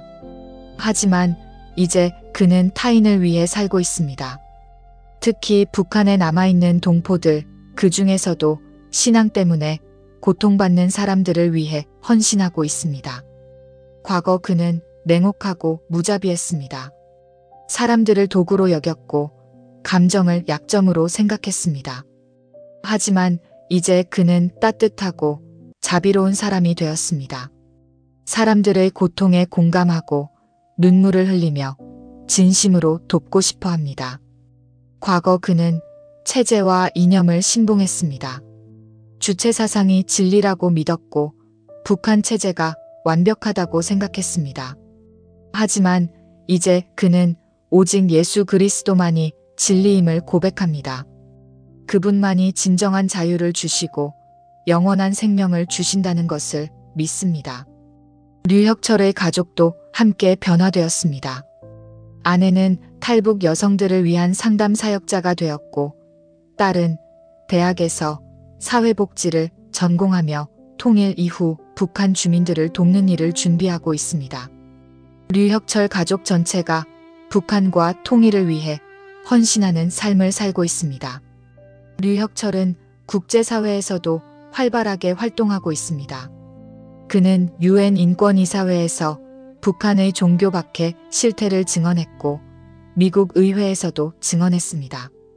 그의 증언은 국제사회가 북한의 인권 문제에 더 관심을 갖게 만드는데 기여했습니다. 2022년에는 국제종교자유회의에서 기조연설을 했습니다. 저는 과거에 종교의 자유를 탄압했던 사람입니다. 저는 기독교인들을 체포하고 고문했습니다. 저는 그들을 미친 사람들이라고 생각했습니다. 하지만 이제 저는 그들이 옳았다는 것을 압니다. 그들은 진리를 붙잡고 있었습니다. 그리고 저는 거짓 속에 살고 있었습니다. 류혁철은 계속해서 말했습니다. 북한에는 지금도 수만 명의 기독교인들이 있습니다. 그들은 숨어서 예배를 드립니다. 성경을 소지하다 걸리면 정치범 수용소로 갑니다. 가족 전체가 3대까지 처벌받습니다. 하지만 그들은 믿음을 포기하지 않습니다. 왜냐하면 그들은 진리를 알기 때문입니다. 국제사회는 북한의 종교 박해를 외면해서는 안 됩니다. 이것은 단순히 인권 문제가 아닙니다. 이것은 영적 전쟁입니다. 우리는 기도로, 관심으로, 행동으로 북한의 지하교회를 지원해야 합니다. 류혁철의 연설은 큰 박수를 받았고 많은 사람들이 눈물을 흘렸습니다. 류혁철은 통일 이후를 준비하는 일에도 힘쓰고 있습니다. 그는 통일선교사 훈련원이라는 프로그램을 만들어 젊은이들을 훈련시키고 있습니다. 이 프로그램에서는 북한 문화, 북한 사회, 북한의 종교 상황 등을 가르치고 통일 이후 북한 선교를 위한 실제적인 준비를 시킵니다. 류혁철은 훈련생들에게 말합니다. 통일은 반드시 옵니다. 그것은 시간 문제입니다. 그날이 왔을 때 우리는 준비되어 있어야 합니다. 북한 주민들은 70년 이상 복음을 듣지 못했습니다. 그들은 영적으로 메마른 상태입니다. 우리는 그들에게 생수를 가져가야 합니다. 복음이라는 생수를 말입니다. 훈련원에서는 실제적인 기술도 가르칩니다. 북한 방언, 북한식 예절, 북한 주민들과 소통하는 법, 트라우마 상담, 인도적 지원 방법 등입니다. 류혁철은 자신의 경험을 바탕으로 북한 사회의 작동 방식을 구체적으로 가르칩니다. 북한 주민들은 남한 사람들을 의심할 것입니다. 70년간 남한이 적이라고 배웠으니까요. 우리는 그들을 이해하고 인내하며 사랑으로 대해야 합니다. 그들이 우리의 진심을 알기까지 시간이 걸릴 것입니다. 하지만 포기하지 마십시오. 사랑은 모든 장벽을 넘을 수 있습니다. 지금까지 200명이 넘는 젊은이들이 이 훈련 프로그램을 수료했습니다. 그들 중 일부는 이미 중국 접경 지역에서 탈북자들을 돕는 사역을 하고 있고 일부는 국내에서 북한 인권 운동에 참여하고 있습니다. 그들 모두는 통일의 그날을 기다리며 준비하고 있습니다. 류혁철에게 가장 중요한 사역은 기도입니다. 그는 북한을 위한 기도가 모든 사역의 토대라고 믿습니다. 정치적 노력도 중요하고 인도적 지원도 필요하지만 궁극적인 변화는 하나님께로부터 온다고 확신합니다. 매달 마지막 금요일 저녁의 북한 지하교회 기도회는 이제 전국적인 운동이 되었습니다. 서울의 본 모임 외에도 부산, 대구, 광주, 대전 등 전국 주요 도시에서 동시에 기도회가 열립니다. 온라인으로도 중계되어 해외 한인들도 함께 기도할 수 있습니다. 기도회의 형식은 단순합니다. 먼저 북한의 상황을 보고하고 간증을 나누고 함께 찬양하고 마지막으로 1시간 동안 집중적으로 기도합니다. 사람들은 무릎 꿇고 엎드려 눈물로 통곡으로 북한을 위해 기도합니다. 류혁철은 기도를 인도하며 말합니다. 사랑하는 형제자매 여러분, 우리가 이렇게 자유롭게 기도할 수 있다는 것이 얼마나 큰 축복입니까? 북한에서는 이렇게 모여 기도하는 것만으로도 사형 선고를 받습니다. 우리는 그들을 대신해서 기도해야 합니다. 그들의 목소리가 되어야 합니다. 기도 제목은 구체적입니다. 북한의 최고 지도자와 지도부의 회심을 위해, 북한 주민들의 영적 각성을 위해, 지하교회 성도들의 보호와 담대함을 위해, 정치범 수용소에 있는 신앙인들의 위로를 위해, 탈북을 시도하는 사람들의 안전을 위해, 중국에 숨어 있는 탈북자들을 위해, 그리고 통일을 위해 기도합니다. 류혁철은 자신의 삶 자체가 증거라는 것을 알고 있습니다. 말로만 증거하는 것이 아니라 삶으로 증거해야 한다는 것을 깨달았습니다. 그래서 그는 일상생활에서도 그리스도인의 모습을 보이려고 노력합니다. 그는 겸손합니다. 비록 많은 사람들이 그를 존경하고 따르지만 그는 자신을 높이지 않습니다. 오히려 자신은 죄인 중의 괴수라고 고백하며 모든 영광을 하나님께 돌립니다. 강연을 마칠 때마다 그는 말합니다. 제가 여기 있는 것은 제가 특별해서가 아닙니다. 하나님의 은혜가 특별했기 때문입니다. 그는 정직합니다. 자신의 과거를 미화하지 않고 자신의 약점을 숨기지 않습니다. 사람들이 그를 영웅으로 만들려 할 때마다 그는 자신의 부족함을 솔직하게 고백합니다. 저는 여전히 연약합니다. 여전히 악몽을 꾸고 여전히 죄책감에 시달립니다. 하지만 하나님께서는 연약한 저를 사용하십니다. 그는 사랑합니다. 류혁철을 아는 사람들은 그가 진정으로 사람들을 사랑한다는 것을 압니다. 특히 탈북자들, 약한 사람들, 소외된 사람들을 향한 그의 사랑은 진심입니다. 그는 자신의 시간과 물질을 아낌없이 나눕니다. 누군가 도움이 필요하면 언제든지 달려갑니다. 류혁철의 가족도 함께 사역에 동참하고 있습니다. 아내 김순희 자매는 탈북 여성들을 위한 쉼터를 운영하고 있습니다. 새로 한국에 온 탈북 여성들이 정착할 수 있도록 돕고 심리적 상담을 제공하며 직업 훈련을 시킵니다. 순희 자매 자신도 탈북자로서 겪었던 어려움을 잘 알기에 다른 여성들에게 큰 위로가 됩니다. 딸 류지은은 대학을 졸업하고 NGO에서 일하고 있습니다. 그녀는 북한 인권 개선을 위한 국제 캠페인을 진행하고 젊은 세대에게 북한 문제를 알리는 일을 하고 있습니다. 지은은 또한 유튜브 채널을 운영하여 북한의 실상과 탈북자들의 이야기를 전하고 있습니다. 젊은 층에게 호응을 얻고 있는 이 채널은 구독자가 10만 명을 넘었습니다. 류혁철 가족은 매주 일요일 저녁에 가족 예배를 드립니다. 함께 찬양하고 말씀을 나누고 기도합니다. 이 시간에 그들은 한 주간의 사역을 나누고 서로를 격려하며 함께 비전을 공유합니다. 가족 모두가 같은 방향을 바라보며 달려가고 있다는 것이 큰 힘이 됩니다. 류혁철은 때때로 아내와 딸에게 감사를 표현합니다. 여보, 지은아, 너희가 있어서 내가 이 일을 계속할 수 있어. 너희의 지지와 기도가 없었다면 나는 벌써 포기했을 거야. 고맙고 사랑해. 가족의 사랑과 지지는 류혁철에게 가장 큰 힘의 원천입니다. 류혁철은 전국의 교회들과 긴밀하게 협력하고 있습니다. 북한 문제는 한 개인이나 한 단체가 해결할 수 없는 문제입니다. 한국 교회 전체가 관심을 갖고 기도하고 동참해야 합니다. 류혁철은 교회들을 방문하며 북한 선교의 비전을 나누고 교회들이 북한을 위해 기도하도록 촉구합니다. 많은 교회들이 류혁철의 사역을 지원하고 있습니다.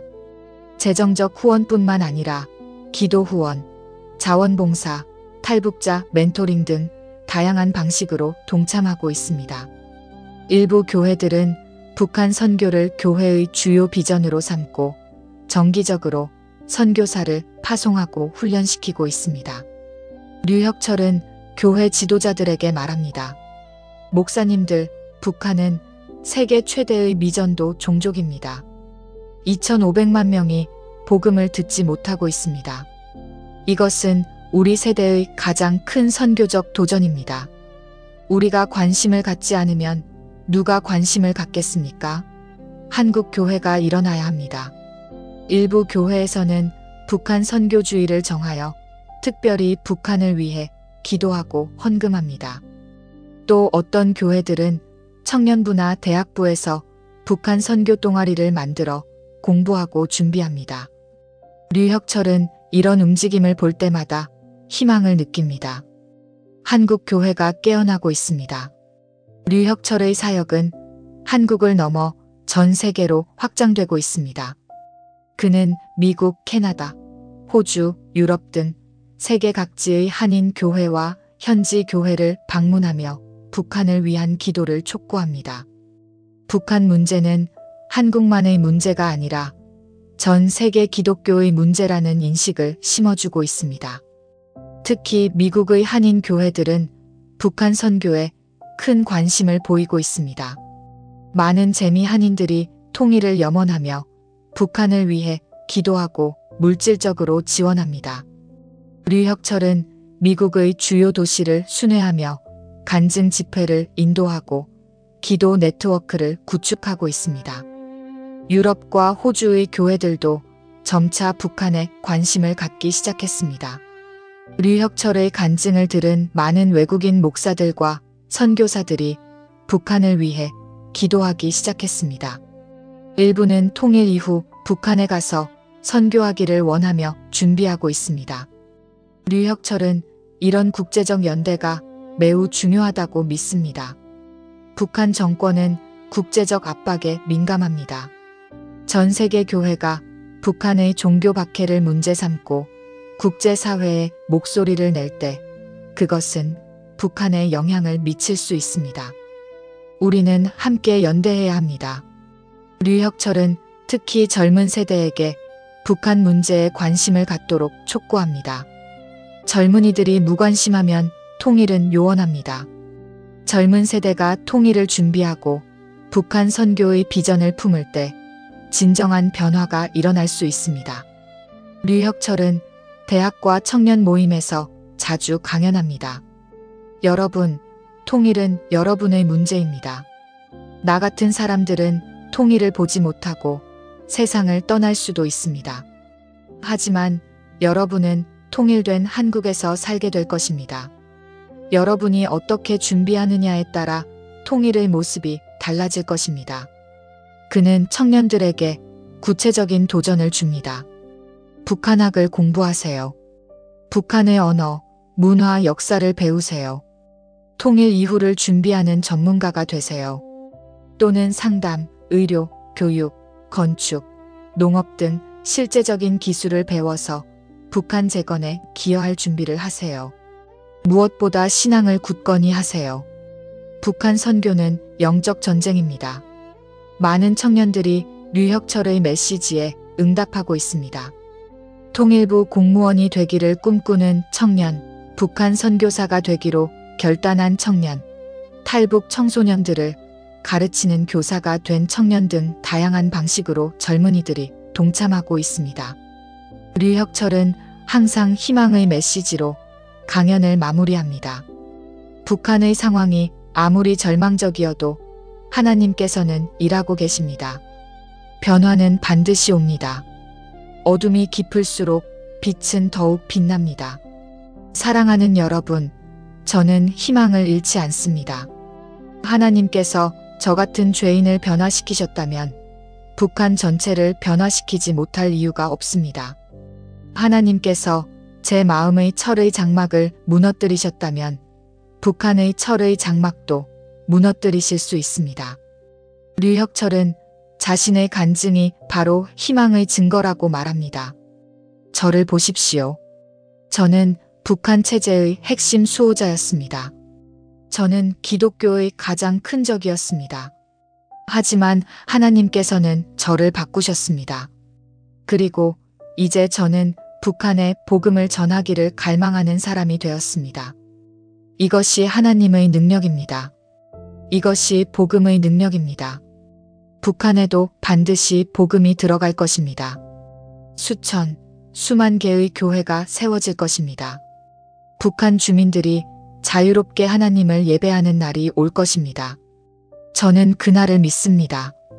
그리고 그날을 위해 기도합니다. 여러분도 함께 기도해 주십시오.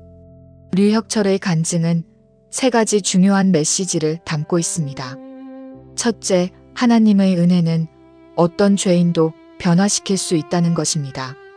류혁철은 박해자였습니다. 무자비한 체제의 앞잡이였습니다. 하지만 하나님께서는 그를 용서하시고 변화시키셨습니다. 이것은 모든 사람에게 희망을 줍니다. 아무리 큰 죄를 지었어도, 아무리 멀리 떠나 있어도 하나님께 돌아오면 용서받을 수 있습니다. 둘째, 용서와 화해는 가능하다는 것입니다. 류혁철과 혜민의 이야기는 불가능해 보이는 용서와 화해가 실제로 일어날 수 있음을 보여줍니다. 복음은 가장 깊은 상처도 치유하고 가장 큰 적대감도 녹일 수 있습니다. 이것은 개인적 차원뿐만 아니라 사회적, 국가적 차원에서도 적용될 수 있습니다. 남북한의 화해와 통일도 불가능한 것이 아닙니다. 셋째, 우리에게는 책임이 있다는 것입니다. 류혁철은 자유를 얻은 후 편하게 살 수도 있었습니다. 하지만 그는 북한에 남아있는 동포들을 잊을 수 없었습니다. 그는 자신이 받은 은혜를 나누어야 한다고 느꼈습니다. 마찬가지로 한국의 그리스도인들도 북한을 향한 책임이 있습니다. 같은 민족이고 같은 언어를 쓰며 복음을 자유롭게 들을 수 있는 우리가 그들을 위해 기도하고 준비해야 합니다. 류혁철은 강연을 마칠 때마다 청중들에게 간청합니다. 여러분, 북한을 위해 기도해 주십시오. 지금 이 순간에도 북한의 지하교회 성도들은 목숨을 걸고 믿음을 지키고 있습니다. 그들은 외롭지 않습니다. 우리가 기도하고 있다는 것을 하나님께서 알려주실 것입니다. 여러분의 기도가 그들에게 힘이 됩니다. 북한의 2,500만 주민들을 잊지 마십시오. 그들은 우리의 형제자매입니다. 그들도 하나님의 형상대로 지어진 귀한 존재들입니다. 그들에게도 복음을 들을 권리가 있습니다. 우리가 그 복음을 전해야 합니다. 통일을 준비하십시오. 통일은 갑자기 올 수도 있습니다. 그날이 왔을 때 우리는 준비되어 있어야 합니다. 복음으로 무장하고 사랑으로 준비하며 구체적인 계획을 세우십시오. 통일 한국이 하나님 나라의 확장을 위한 전진 기지가 되도록 준비합시다. 마지막으로 저를 위해서도 기도해 주십시오. 저는 연약한 사람입니다. 하지만 하나님께서 저를 사용하십니다. 저를 통해 하나님의 영광이 드러나기를, 그리고 더 많은 사람들이 복음을 듣기를 기도해 주십시오. 감사합니다. 이제 류혁철은 당신에게 묻습니다. 당신도 이 여정에 동참하시겠습니까? 당신도 북한을 위해 기도하시겠습니까? 당신도 통일을 준비하시겠습니까? 당신이 할 수 있는 일은 많습니다. 기도할 수 있습니다. 북한을 위해, 지하교회를 위해, 통일을 위해 기도하십시오. 관심을 가질 수 있습니다. 북한에 대해 공부하고 북한 소식에 귀 기울이고 북한 문제를 다른 사람들에게 알리십시오. 후원할 수 있습니다. 탈북자 지원단체나 북한 인권단체를 물질적으로 후원하십시오. 직접 동참할 수 있습니다. 탈북자 멘토가 되거나 통일 선교사 훈련에 참여하거나 자신의 전문성을 통일 준비에 활용하십시오. 가장 중요한 것은 마음입니다. 북한을 사랑하는 마음, 북한 주민들을 향한 긍휼의 마음, 그들도 복음을 들어야 한다는 부담감을 가지십시오. 그 마음이 있다면 하나님께서 당신을 인도하실 것입니다. 당신이 할 수 있는 일을 보여주실 것입니다. 류혁철의 간증은 끝나지 않았습니다. 그의 이야기는 지금도 계속 쓰여지고 있습니다. 그리고 당신의 이야기도 이 위대한 서사의 일부가 될 수 있습니다.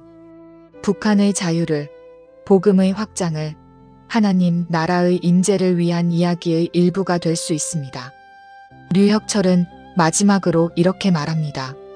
사랑하는 형제자매 여러분, 저의 이야기를 들어주셔서 감사합니다.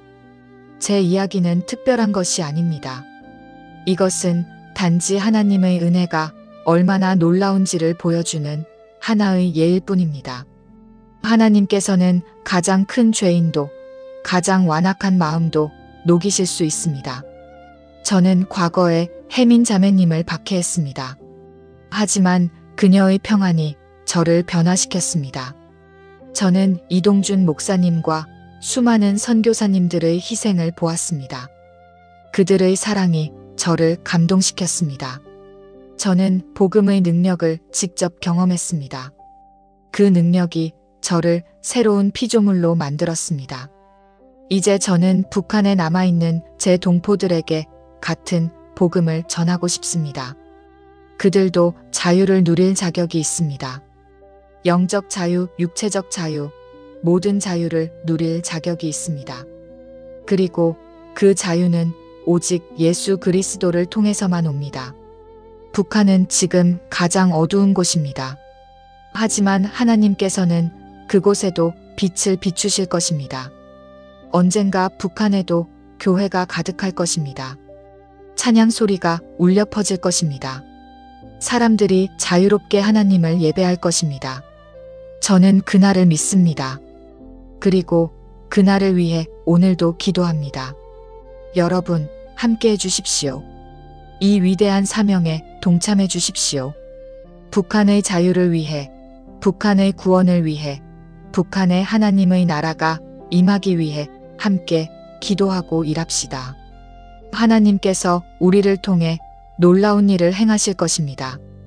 제 간증이 여러분에게 희망을 주었기를 바랍니다. 어떤 상황에서도 하나님의 은혜는 충분하다는 것을, 어떤 사람도 하나님의 사랑에서 너무 멀리 떨어져 있지 않다는 것을, 그리고 하나님의 계획은 반드시 이루어진다는 것을 기억하십시오. 북한을 위해 기도해 주십시오. 통일을 준비해 주십시오.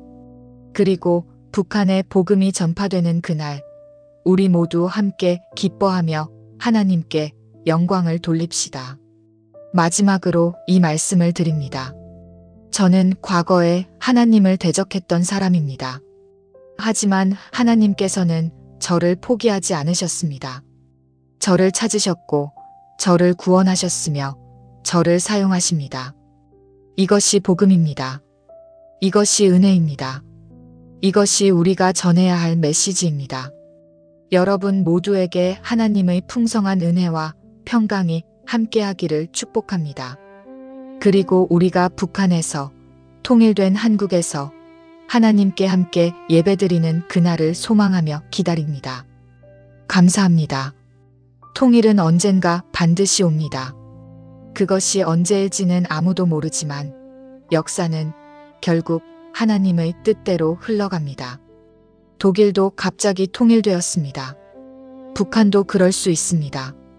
문제는 우리가 준비되어 있느냐입니다. 통일이 되었을 때 우리는 무엇을 할 것입니까?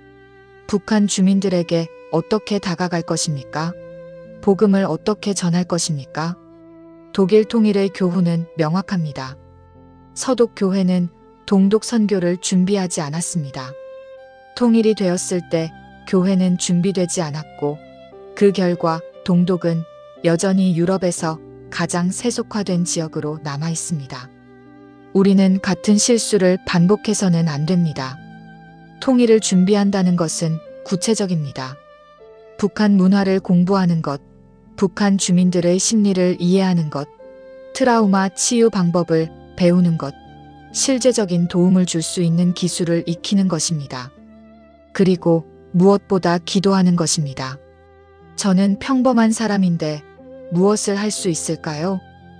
많은 분들이 이렇게 물으십니다. 할 수 있는 일은 많습니다. 기도하십시오. 이것이 가장 중요하고 강력한 일입니다. 매일 조금씩 북한을 위해 기도하십시오. 지하교회를 위해, 정치범 수용소의 성도들을 위해, 북한 지도자들의 회심을 위해, 통일을 위해 기도하십시오. 당신의 기도는 헛되지 않습니다. 배우십시오. 북한에 대해 공부하십시오. 책을 읽고 다큐멘터리를 보고 탈북자들의 증언을 들으십시오.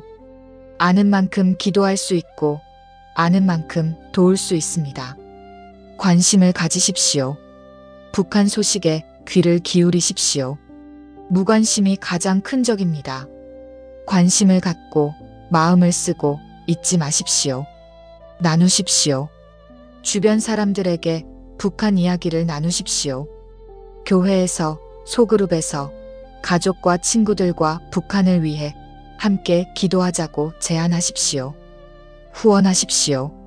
북한 인권단체나 탈북자 지원단체를 물질적으로 후원하십시오. 작은 금액이라도 소중합니다.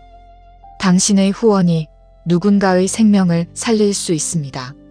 직접 동참하십시오. 가능하다면 더 직접적으로 참여하십시오. 탈북 청소년 멘토가 되거나 통일 관련 사역에 봉사하거나 전문성을 살려 기여하십시오. 준비하십시오. 통일의 그날을 위해 준비하십시오. 당신의 직업, 전문성, 재능을 통일 이후 북한 재건과 선교에 어떻게 사용할 수 있을지 생각해 보십시오. 우리가 북한을 위해 기도하고 준비하는 것은 다음 세대를 위해서이기도 합니다. 우리 자녀들이 통일된 한국에서 살게 될 것입니다. 그들이 어떤 나라에서 살게 될지는 우리가 지금 어떻게 준비하느냐에 달려 있습니다. 통일된 한국이 하나님께 영광을 돌리는 나라가 되기를, 복음이 충만한 나라가 되기를, 세계 선교의 전진 기지가 되기를 소망합니다. 그리고 그것은 우리가 지금 기도하고 준비할 때 가능합니다. 자녀들에게 북한을 위해 기도하는 법을 가르치십시오. 그들에게 북한 이야기를 들려주고 함께 북한을 위해 기도하십시오. 어릴 때부터 통일을 꿈꾸고 북한을 사랑하는 마음을 가진 세대가 자라날 때 진정한 변화가 일어날 것입니다. 기도로 마무리하며 이 간증을 읽으신 모든 분들과 함께 기도하고 싶습니다. 하늘에 계신 아버지 하나님, 감사합니다. 류혁철 형제를 통해 당신의 놀라운 은혜를 보여주셔서 감사합니다. 박혜자를 증인으로 바꾸시는 당신의 능력을 찬양합니다. 북한을 긍휼히 여겨주소서. 2,500만 영혼을 불쌍히 여겨주소서. 지금도 신앙 때문에 고통받는 지하교회 성도들을 지켜주소서. 정치범 수용소에 있는 형제자매들에게 위로를 주소서. 그들이 외롭지 않게 해주소서. 북한의 지도자들을 변화시켜 주소서. 그들의 마음을 녹여주소서. 그들도 당신의 사랑을 알게 해주소서. 북한 땅에 복음의 문이 열리게 해주소서. 한국 교회를 깨우쳐 주소서. 북한을 향한 부담을 주소서. 통일을 준비하는 지혜를 주소서. 우리가 다음 세대를 위해 준비하는 세대가 되게 해주소서. 통일의 그날을 속히 보게 해주소서. 북한 땅에 교회가 세워지는 것을 보게 해주소서. 남과 북이 함께 주님을 예배하는 날을 보게 해주소서. 우리를 사용해 주소서. 이 위대한 사명에 우리를 쓰임받게 해주소서. 우리의 기도가, 우리의 헌신이, 우리의 사랑이 북한을 변화시키는데 사용되게 해주소서. 예수 그리스도의 이름으로 기도합니다. 아멘. 사랑하는 말씀 소망 여러분, 이 긴 이야기를 끝까지 읽어주셔서 감사합니다. 이것은 단순히 한 사람의 극적인 인생 역정을 넘어서 우리 모두를 향한 하나님의 부르심입니다. 북한은 멀리 있지 않습니다. 휴전선 너머에 있습니다. 당신이 서울에 산다면 불과 50km 거리입니다. 그곳에 우리의 형제자매들이 있습니다. 복음을 듣지 못한 2,500만 영혼이 있습니다. 외면하지 마십시오. 무관심하지 마십시오. 잊지 마십시오. 그들을 위해 기도하십시오. 그들을 위해 준비하십시오. 그날을 위해 깨어 있으십시오. 류혁철의 변화가 기적이라면 북한의 변화도 기적입니다. 하지만 우리는 기적을 믿습니다. 우리는 기적의 하나님을 믿습니다. 불가능한 것을 가능케 하시는 하나님을 믿습니다. 그러므로 희망을 잃지 마십시오. 기도를 멈추지 마십시오. 준비를 게을리하지 마십시오. 언젠가 우리는 북한에서, 평양에서, 통일된 한국에서 함께 하나님을 예배하게 될 것입니다. 그날까지 기도합시다. 그날까지 준비합시다. 그날까지 희망을 품읍시다. 북한에 하나님의 나라가 임하기를, 북한의 복음이 전파되기를, 북한의 자유가 오기를. 할렐루야. 아멘. 류혁철의 간증이 당신에게 도전이 되고 격려가 되고 희망이 되기를 기도합니다. 그리고 당신도 이 위대한 사역에 동참하여 북한을 위해, 통일을 위해, 하나님의 영광을 위해 쓰임 받기를 축복합니다. 하나님께서 여러분과 함께 하시기를 기도합니다.